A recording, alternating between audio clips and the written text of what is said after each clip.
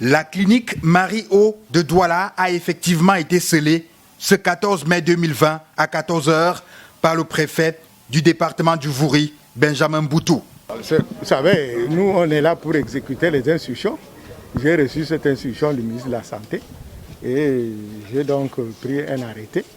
Et vous savez que lorsqu'on prend un acte administratif, il rentre dans ce que nous appelons l'ordonnancement des normes juridiques. Il s'applique donc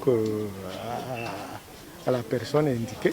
Et c'est à cet effet que je suis donc venu ici pour appliquer cet arrêté-là, pour exécuter l'arrêté, en venant poser les scellés.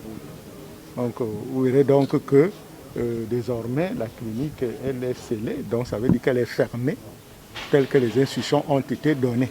Selon le ministre de la Santé publique, ordonnateur de cette décision, il reproche à cette formation sanitaire d'avoir reçu clandestinement des patients atteints du Covid-19.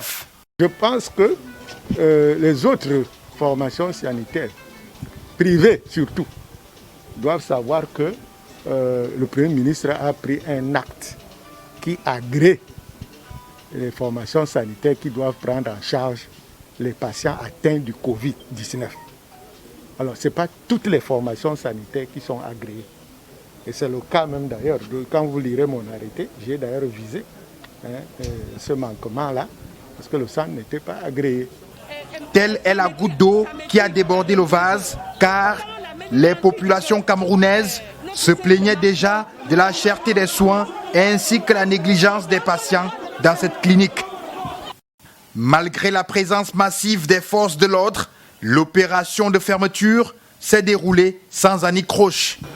Je n'en veux à personne. L'autorité de tutelle, le ministre de la Santé, a pris un acte.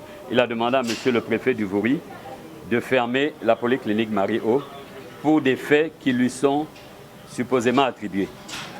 Républicain, je ne m'oppose pas à la décision de l'autorité et j'accepte. Avant la pause des scellés, les patients avaient déjà été évacués dans d'autres formations sanitaires.